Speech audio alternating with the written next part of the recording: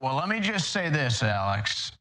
If I'm Donald Trump and the current trends continue in Pennsylvania and Georgia, in 1 hour from now, midnight Eastern, I'm just coming out and declaring victory.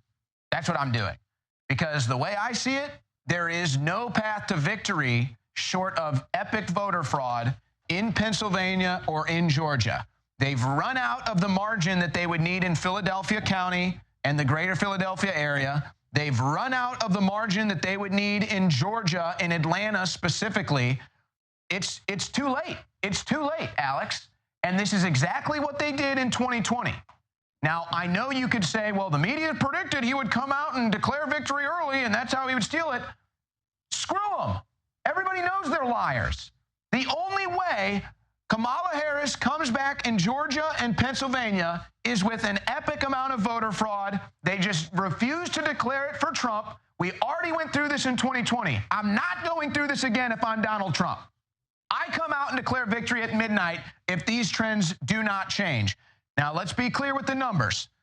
Pennsylvania, Georgia, North Carolina, plus Nebraska equals 270. Game over. So it doesn't matter what happens in Arizona.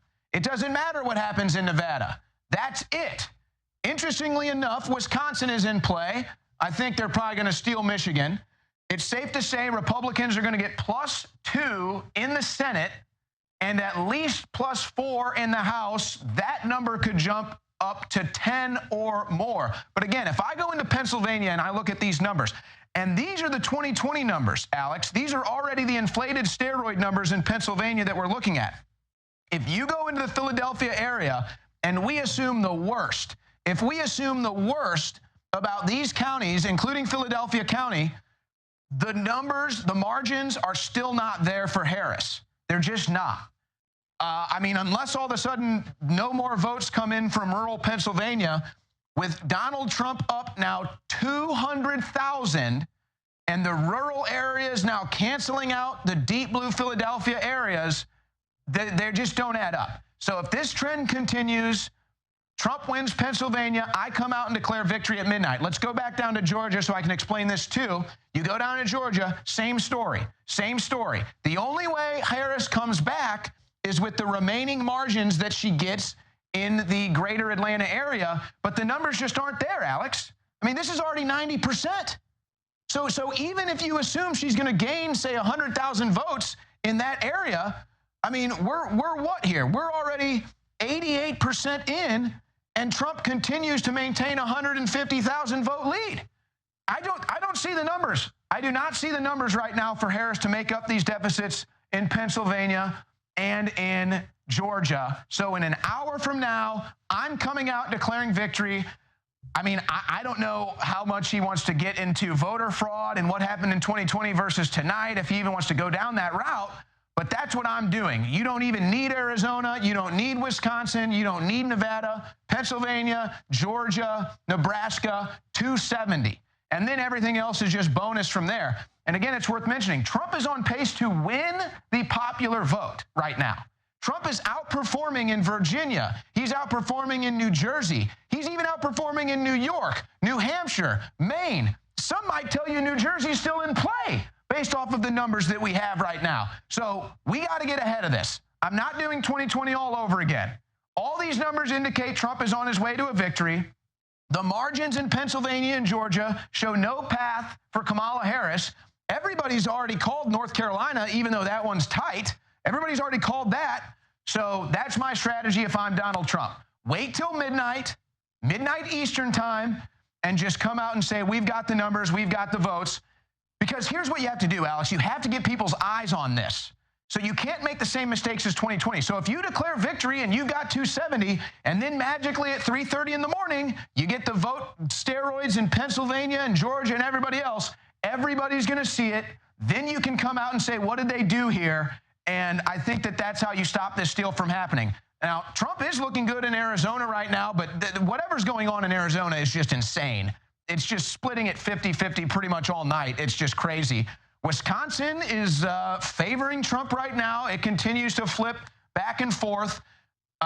There's some interesting things happening in Minnesota but it's still really too early. We don't have good numbers, but this is an interesting trend in Minnesota, I have to tell you.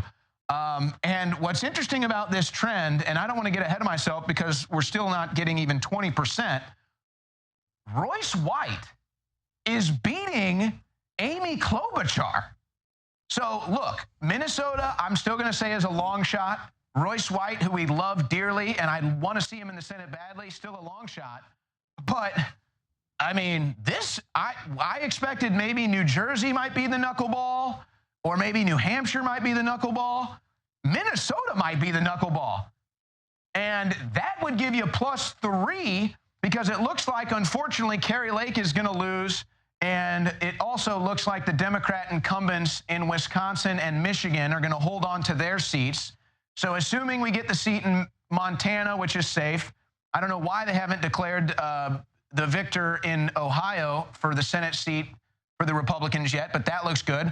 Already flipped West Virginia. Trump could carry McCormick across the line in Pennsylvania. That's now +3. So we are on path to Republicans having, I'm going to say probably, now I'll get a little aggressive. I'm saying we're on path to Republicans getting the White House, +3 in the Senate, and +10 in the House. And so I don't give them any room to lie, cheat, and steal. I don't give them any room for the vote steroids at 3 in the morning. I don't give them any room for any shenanigans if I'm Donald Trump. I get out ahead of this. I declare victory, and I say we won. We're not doing 2020 all over again. You're not counting votes all the way through the rest of the month. We're not playing that game. Exactly. Owen Dorick, I'm talking to folks at Mar-a-Lago right now. They're saying the same thing. We're going to come right back to you and Harrison Smith here very quickly. I'm about to talk to Stephen Crowder here in a moment and do that. But this is so massive. Everybody pray. This is amazing. And remember, they're trying to shut down info.